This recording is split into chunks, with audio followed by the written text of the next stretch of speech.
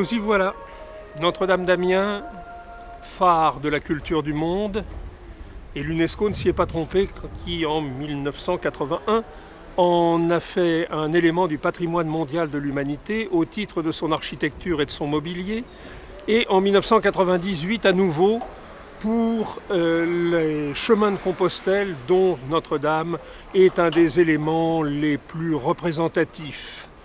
Et la voici maintenant dans toute sa blancheur, dans toute sa beauté transcendante.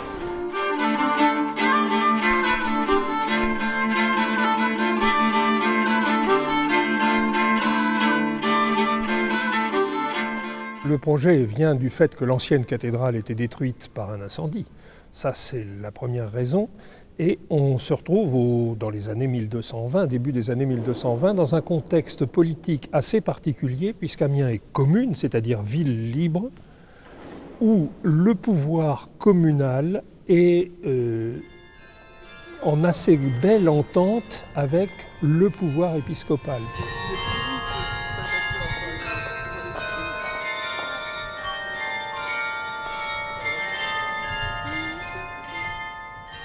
Le chapitre cathédral, c'est-à-dire le collège des chanoines, avec son doyen qui s'appelait Jean Algrin, qu'on appelle aussi quelquefois Jean d'Abbeville, un des très très grands théologiens du temps, plus l'évêque, Évrard de Fouillois, qui lui aussi était un théologien qui a marqué parce qu'il a participé au 4e concile du Latran, qui est un des conciles majeurs de l'Église, ont décidé de la construction de cette église. L'accord, bien sûr, du roi, puisque l'Église devait dépasser la muraille, il fallait donc demander à Philippe Auguste l'autorisation de déplacer la muraille de ville. Et évidemment, la bourgeoisie d'Amiens étant sollicitée, elle, non pas sur le plan décisionnel, mais plutôt sur le plan financier. Alors c'est vrai que les grands organisateurs de collecte, notamment pour pouvoir réaliser les fonds nécessaires pour la construction d'un tel édifice, étaient les marchands et les prévôts, les organisateurs de la vie des bourgs. Et il y a eu une espèce de rivalité qui s'est faite entre les différentes villes pour c'est à qui construirait l'édifice le plus grand.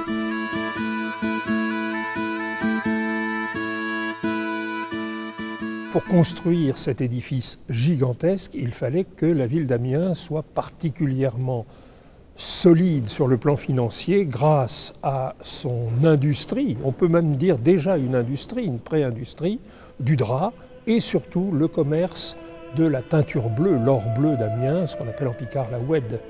C'est l'époque aussi où notamment Saint-Louis a lancé les premières croisades. Le vent des armées de chevaliers et de nombreux soldats partis pour reconquérir Jérusalem. Au retour de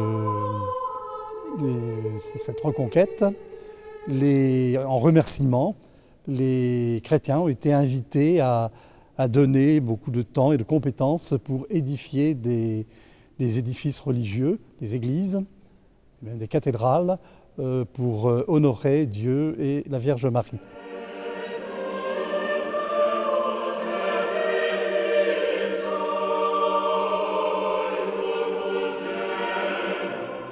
Le contexte religieux, c'est celui d'une société qui est profondément imprégnée d'un christianisme, ce que j'appelle une société théologique et non pas théocratique. Il faut réaliser que c'était au Moyen-Âge une période de grande ferveur religieuse. Et le XIIe siècle, le XIIIe siècle, un moment où le culte de Marie, la Vierge Marie, a été très important. Où tout le monde a la même culture, a des degrés de compréhension différents, évidemment. Le grand théologien n'a pas la même attitude devant la foi que celui qui a la foi du charbonnier, pour employer une expression courante, mais tout le monde est dans un même contexte.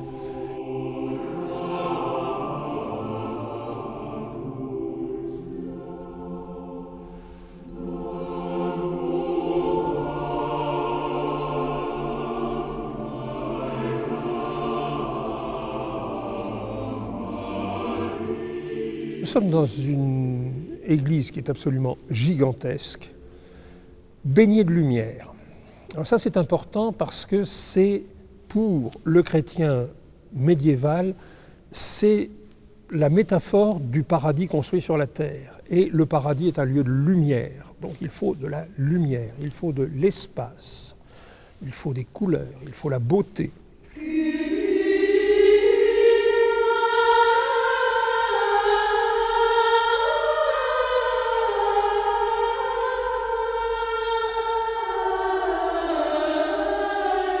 Les techniques ont évolué avec suffisamment de rapidité pour arriver, par exemple, à lancer des voûtes à plus de 40 mètres de haut.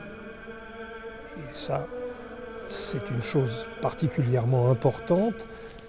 Le fait que l'église soit aussi gigantesque, n'oublions pas que le volume de Notre-Dame d'Amiens est sensiblement le double de celui de la cathédrale de Paris, qui est pourtant relativement peu antérieure, tient aussi au fait des ambitions qu'on avait d'une grande église de pèlerinage à Saint-Jean-Baptiste dans une cité particulièrement prospère.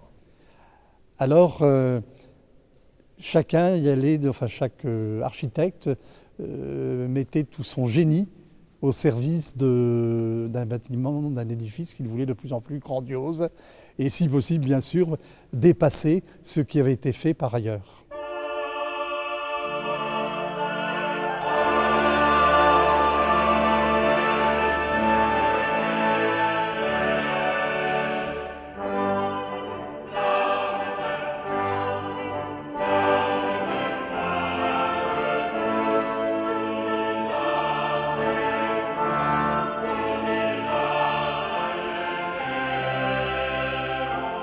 Quant à l'organisation même du chantier, c'est traditionnel, ce sont les différents corps d'État qui fonctionnent chacun sous le gouvernement d'un maître et les maîtres des corps d'État fonctionnant sous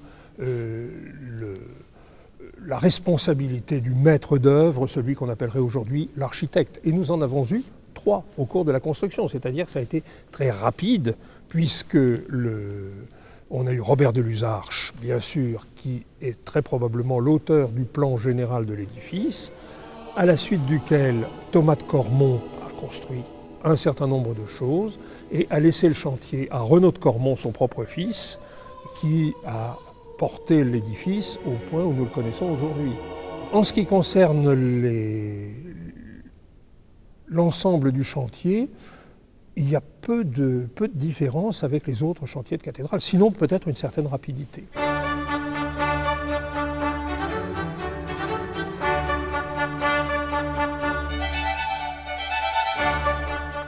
Alors, il faut savoir que toute l'architecture d'une église et d'une cathédrale tout particulièrement est une véritable catéchèse. À un moment où l'éducation n'était pas le lot commun du plus grand nombre, la cathédrale était une véritable Bible, une histoire de l'Église racontée, inscrite dans la pierre. Vous avez peut-être remarqué qu'en vous avançant vers le chœur et en contournant le chœur par ce que l'on appelle le déambulatoire, vous avez taillé dans la pierre l'histoire de Saint Firmin. Saint Firmin, premier évêque d'Amiens, qui venu d'Espagne, de Pampelune, et qui, en passant par Toulouse, est arrivé à Amiens. On a représenté toute la vie en terre picarde du premier évêque. Et on a dans ces différents tableaux, scènes, il y a le martyre de Saint Firmin, qui est aussi représenté dans les scènes de sa venue et de la transplantation de ses reliques jusqu'à la cathédrale.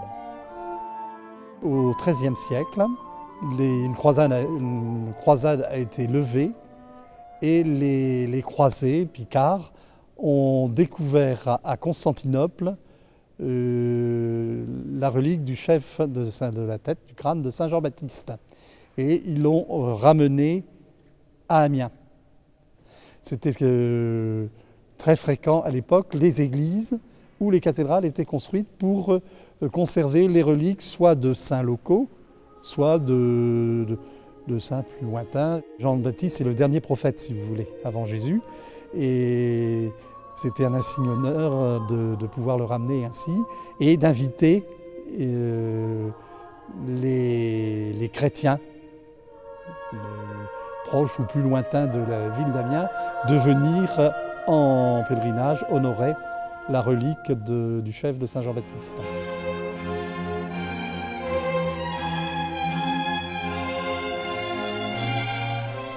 Je pense que le grand chantier d'une cathédrale est quelque chose que les contemporains vont voir grandir d'un œil particulièrement intéressé, parce que c'est une affaire qui engage quand même toute la vie de la cité.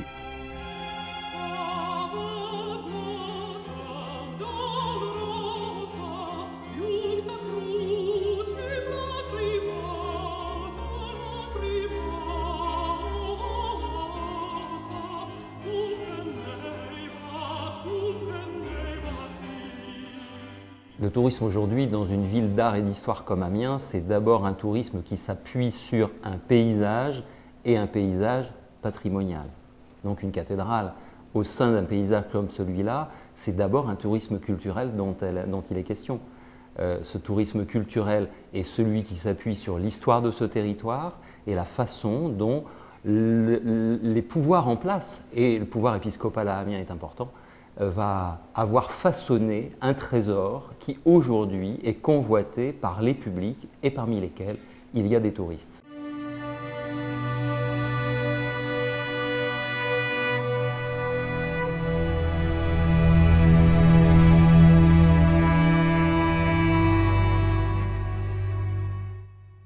Fondamentalement, la différence entre culture et tourisme est une différence qui est générée par la nature même des publics dont on parle. Je pense que l'un ne va pas sans l'autre. Le tourisme, un tourisme d'une certaine qualité, a toujours soif d'éléments culturels. Il y a un lien permanent entre tourisme et culture. La culture, c'est d'abord la chose qui s'adresse à tout le monde, du plus jeune au plus âgé, et principalement des gens qui résident autour de cette cathédrale. On parle d'ailleurs, les Amiénois disent eux-mêmes, notre cathédrale. Donc d'une certaine façon, nous sommes là dans un champ culturel. En revanche, le tourisme, c'est un domaine qui s'inscrit dans le secteur marchand. On est là dans un domaine économique, on vend une destination et pour vendre cette destination, on en vend les principaux traits de caractère ou ce qui peut faire l'attractivité de ce territoire, une appétence dans le domaine économique. Rappelons-le, c'est quand même l'ensemble de sculptures du XIIIe siècle le mieux conservé qu'on puisse voir en France. Donc il y a profondément un attachement culturel à un lieu tel que celui-ci. La place du cultuel dans une cathédrale est une place éminente, indissociable de l'histoire même du monument et de sa nature. Il serait incompatible à la visite et à la découverte d'un château si on ne parlait pas du seigneur ou du propriétaire qui en fut le commanditaire et qui en fut l'occupant. L'Église est affectée au culte catholique, c'est-à-dire que le recteur de la cathédrale en a libre disposition pour les exercices du culte. Je crois que d'ailleurs, de ce point de vue-là, la loi en France est on ne peut plus claire. La loi de 1905 partage et définit clairement le rôle de chacun. Et même si cette cathédrale Notre-Dame d'Amiens est une propriété qui appartient à l'État, néanmoins c'est un édifice affecté. Et le curé affectataire, le recteur de la cathédrale, eh bien, il est chez lui.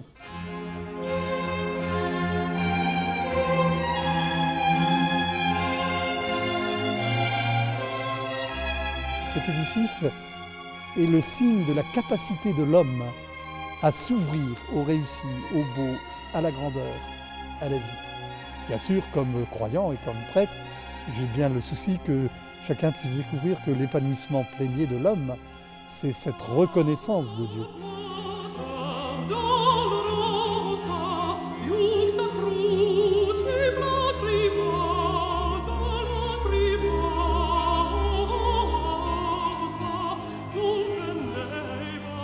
La vie cultuelle de l'édifice prime sur tout le reste. Néanmoins, effectivement, on est en face d'un chef-d'œuvre de l'architecture, on est en face d'un trésor qui appartient à toutes les nations, puisque nous sommes en face d'un élément du patrimoine mondial de l'UNESCO, et qu'à ce titre-là, il doit y avoir une sorte de consensus entre toutes les autorités cultuelles, financières, économiques, voire même artistiques, qui permettent à chacun de trouver sa place dans la vie quotidienne d'un tel monument. La cathédrale représente un patrimoine culturel pour la ville d'Amiens. C'est ce qui identifie Amiens. On peut dire que c'est le symbole de la ville d'Amiens.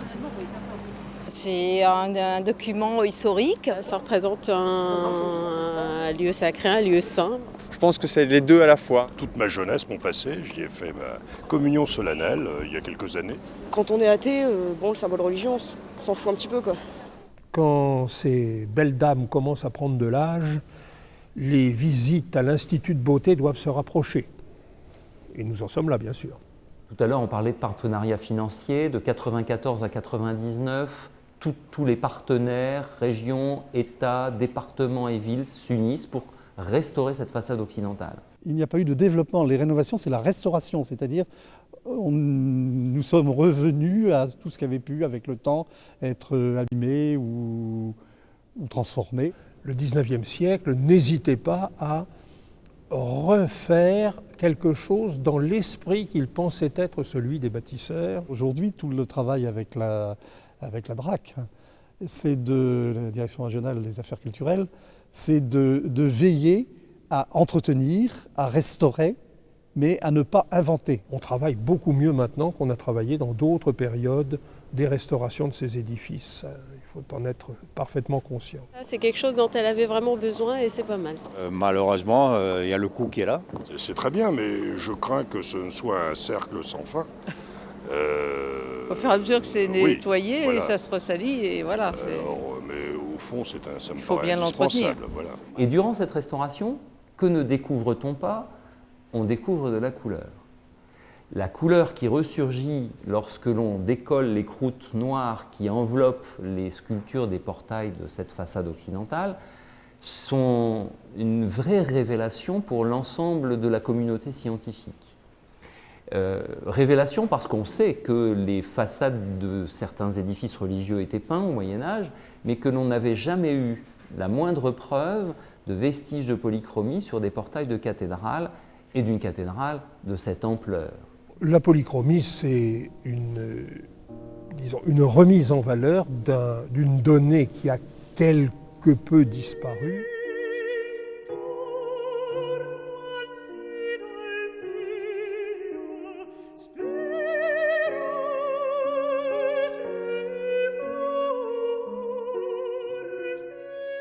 Notre-Dame d'Amiens devient la cathédrale en couleur.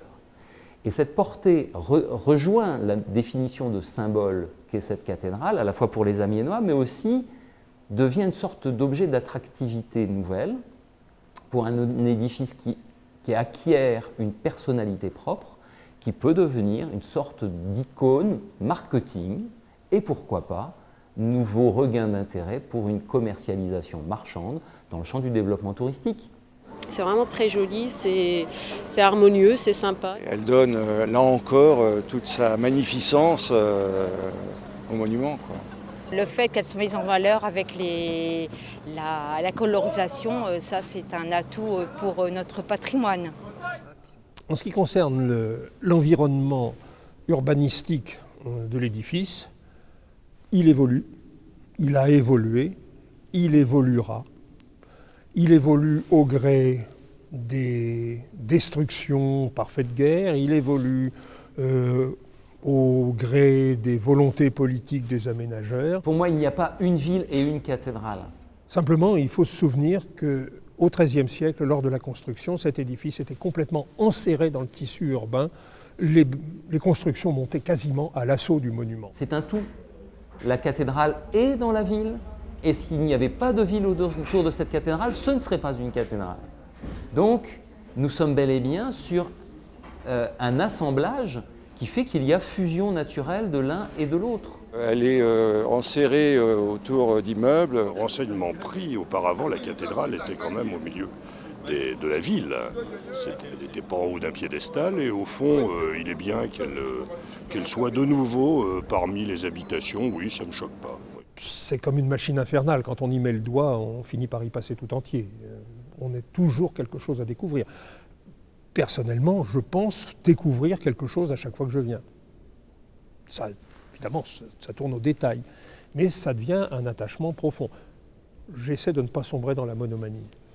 Traverser une cathédrale, c'est faire mémoire de milliers de gens qui nous ont précédés et qui nous permettent aujourd'hui de continuer à avancer pour faire de ce monde un monde à visage de plus en plus humain et donc pour moi divin.